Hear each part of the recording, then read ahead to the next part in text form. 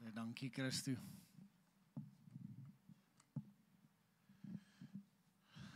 Wat vandag hier gebeur al die afgelope 2000 jaar.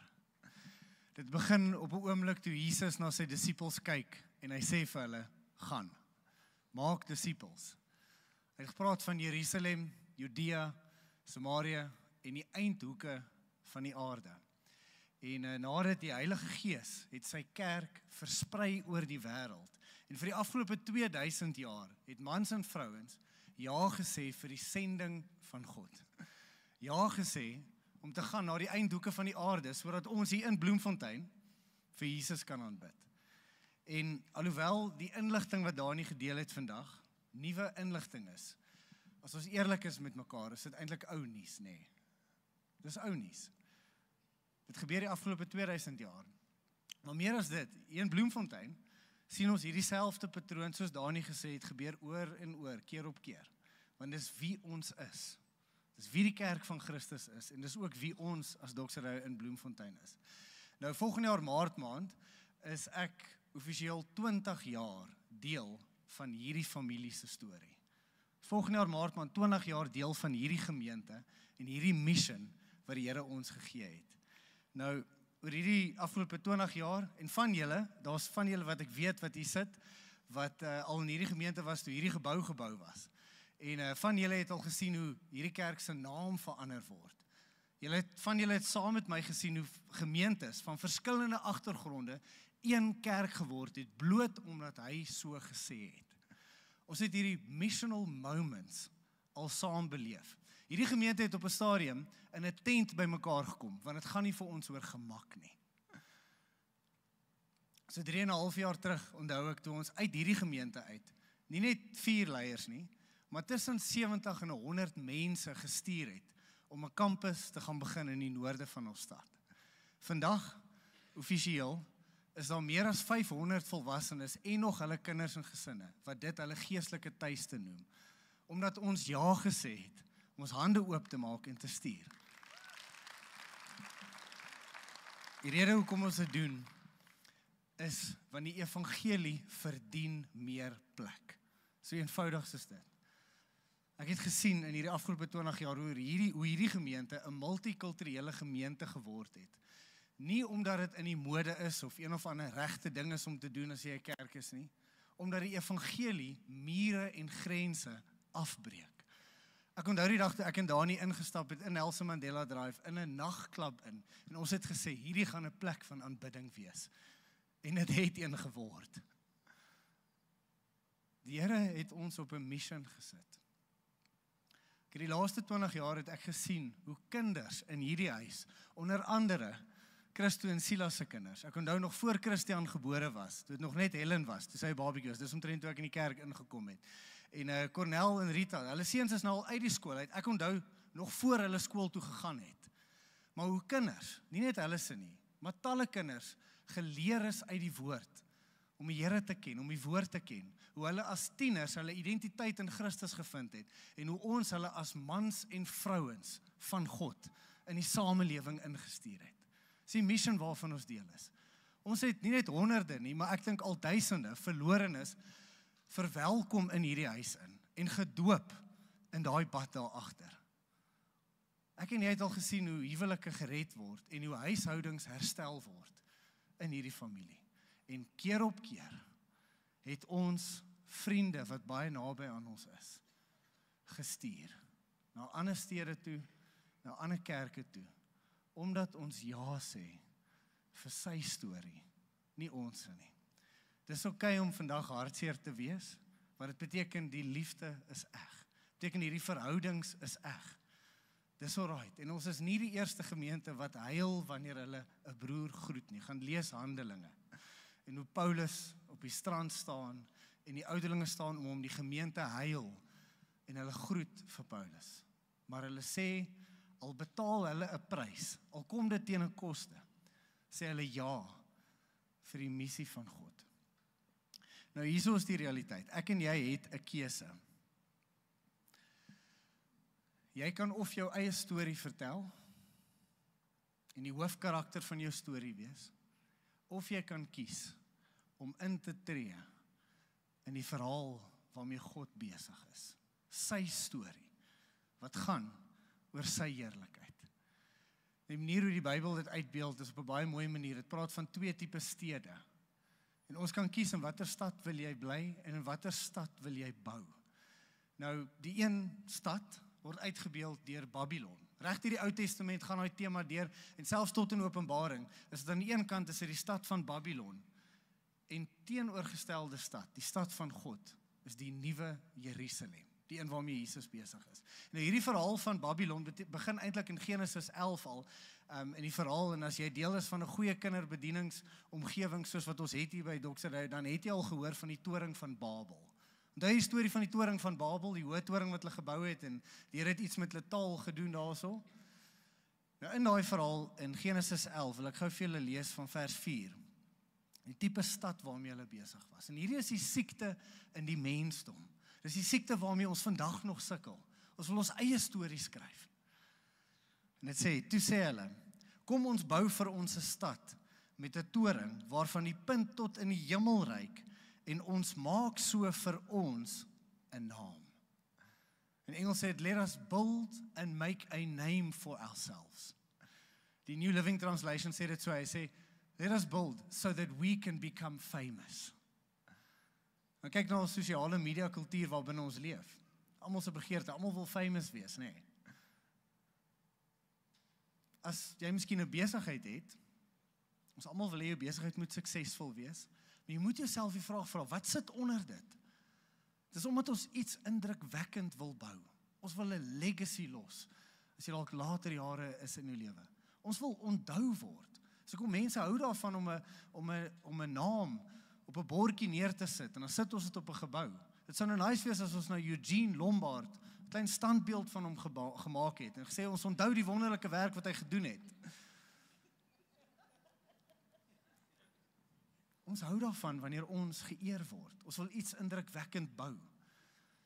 Dis vir ons belangrik as jy 'n titel het, of 'n tipe beroep wat jy dink aansien het in die samelewing, dan is dit vir jou lekker as die mense vir jou vra, so wat doen jy? O nee, ek's 'n dokter, of 'n ingenieur, of wat ook al. Hoekom is dit belangrik? Of die teenoorgestelde, voel jy skaam wanneer iemand vir jou vra, wat doen jy vir 'n werk?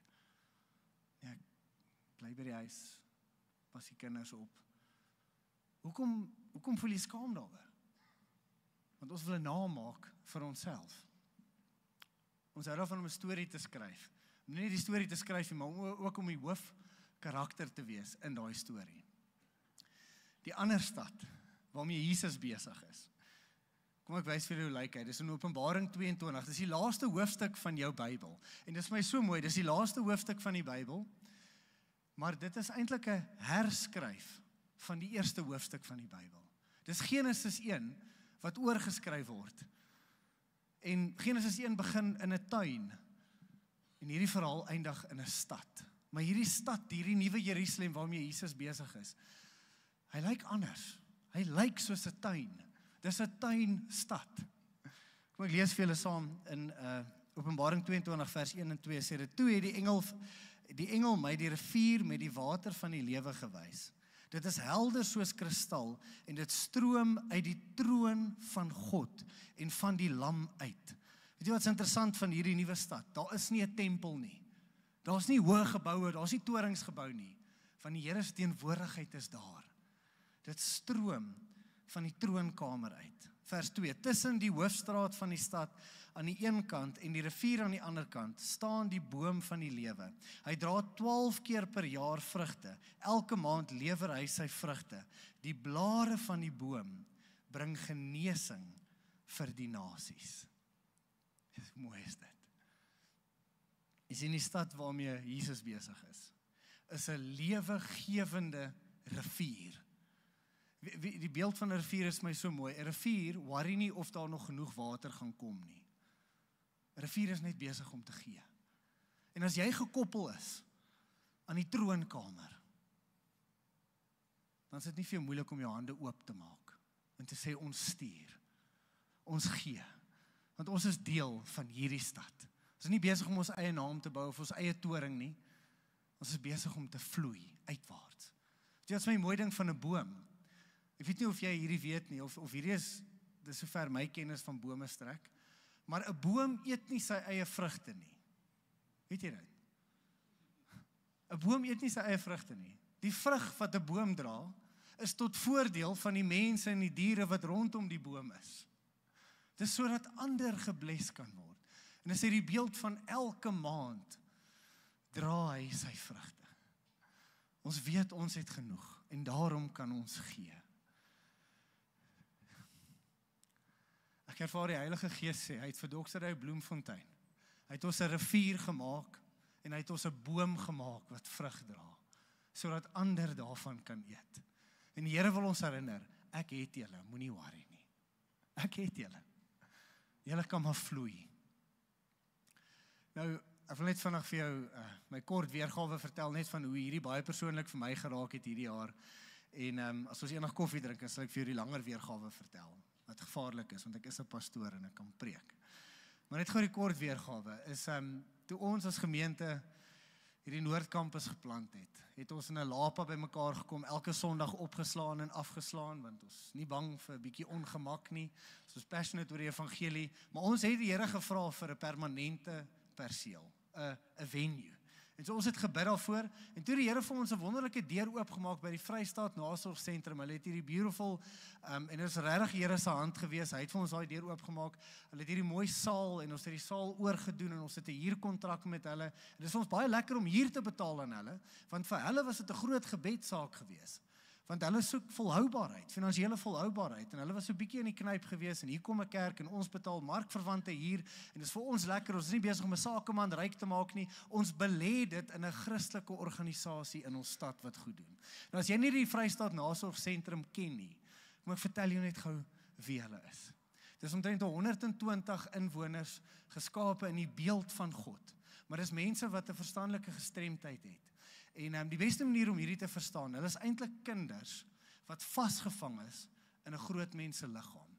Dis volwassenes van 18 jaar oud, van hulle tot hulle 60s of 70s, en almal van hulle het 'n verstandelike gestremdheid, en hulle is kognitief en selfs emosioneel tussen die ouderdom van 6 of 9 jaar oud.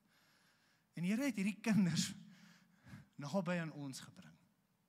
En net vroeër hierdie jaar, toe sukkel ons met spasie in die saal, ons het nie genoeg sitplekke nie, en ons vra die Here, nou wat moet ons nou doen? Die Here het vir ons 'n stuk grond gegee, 500 meter daarvan af. So die obvious ding is, kom ons bou nou maar 'n kerk daarso.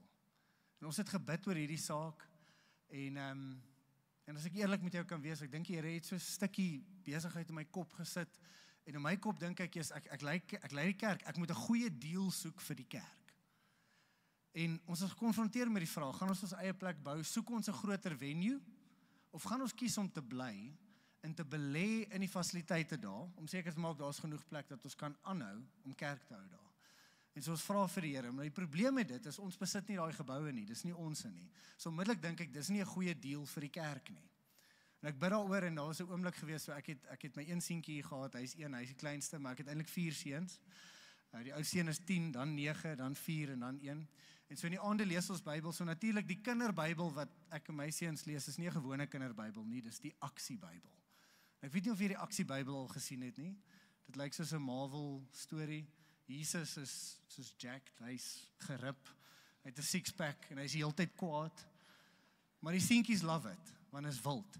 Nou lees ons uit die aksiebybel die een aand. En uit Haggai praat die Here met my. Ek beleef so duidelik die Heilige Gees praat my uit die kinderbybel uit. En die volgende dag gaan lees ek toe nou maar die Grootmensbybel, net om seker te maak, dieselfde storie is daar. Maar wat ek beleef het in 'n oomblik is die Heilige Gees sê vir my, julle gaan bou, maar net daarso. En moenie net droom oor die kerk se fasiliteite nie. Begin te droom oor die Vrystaat Nasorgsentrum se fasiliteite ook. Jy weet ek, dit is net die Here wat kan praat. Want weet jy wat? Ek wil 'n toring bou. As dit net van my afhang, dan sal ek 'n toring wil bou. En in daai oomblik kom vra die Here vir my 2 konfronterende vrae. Heel eerstens vra hy Abel, want ek vra van Here, maar hier is nie 'n goeie deal vir die kerk nie. Sê Abel, hoekom soek jy 'n goeie deal vir die kerk? En hy herinner my aan hierdie 2 stede. En hy vra, is jy besig met die toring van Babel? Doxadeio. Ons herinner onsself gereeld, Doxadeio is nie 'n brand nie. Dis 'n openbaring. Dit beteken die heerlikheid van God. En dit word gesien in die persoon van Jesus. Hy sê, is jy besig met 'n toring? Of is jy 'n lewegewende rivier? En 'n boom wat skadu gee en vrug gee vir ander mense?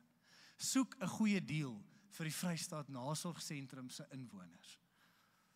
Dis die eerste ding wat hy my vra. Tweede ding wat hy vir my vra is, hy sê, Abel, toe julle as gemeente in hierdie perseel ingetrek het, omdat julle 'n plek gesoek het om kerk te hou, dink jy ek was primêr besig met julle gebed vir 'n nuwe venue?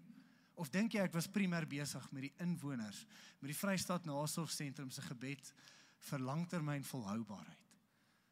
Wie se storie was ek besig om te skryf? Want hier is die versoeking, ons wil onsself sien in die middel van die storie, nê. Dit is asof die Here vir my vra, natuurlik, die Here kan twee goed op een slag doen, nê.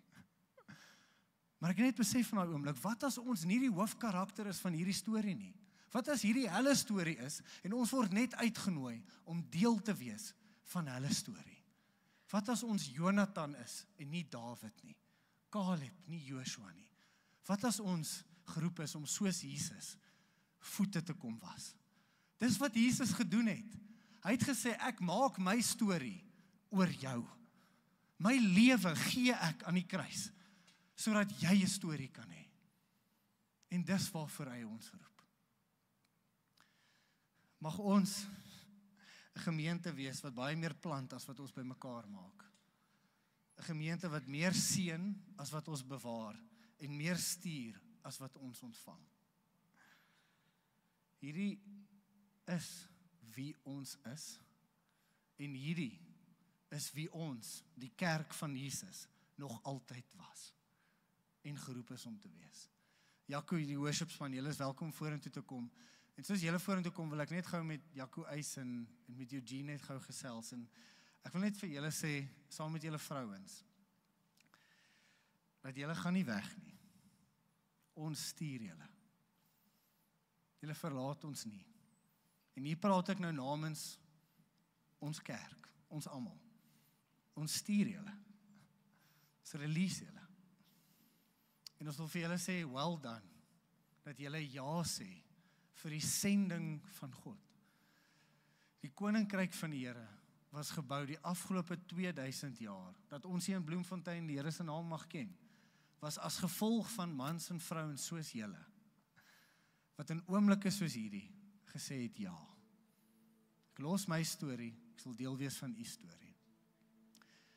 Nou, dit klink baie romanties, kan ek net gou eerlik met julle wees. Ek weet Almeret en Jaco, hulle gaan Durban toe, en ek weet ons almal wil 'n huisie by die see hê, maar kom ons wees eerlik, niemand van ons wil hê daai huisie moet by Durban wees nie, nê. Ek bedoel, gee vir my Grootbrak, selfs Kleinbrak, iewerste in die Kaap, maar nie Durban nie. Ons bid vir julle. Hulle sê ja vir die Here se storie. Arme Eugene, weet jy hoe baie liefde gaan jy moet soek in jou hart om 'n gemeente vol Bloubil ondersteuners lief te hê? Die Here gaan vir jou genade moet gee. Maar ons wil vir julle sê, well done, good and faithful servants. Yes, en Eugene, die laaste 15 jaar, jy het jouself gegee vir hierdie gemeente. Dankie. Jy het jouself gegee vir my. Net in ons vriendskap, en jou leierskap, en Eugene het konstant, selfs hierdie planting in die noorde, hy het vir my gesê, het sekere goed, Abel, moenie worry nie, ek sorg dit uit. Dankie dat jy jouself gegee het vir so baie van ons in hierdie plek, dat jy 'n rivier was, en dat jy 'n boom is wat vrug gedra. Sê vir jou dankie. Well done, good and faithful servant. Ons release jou. Dankie.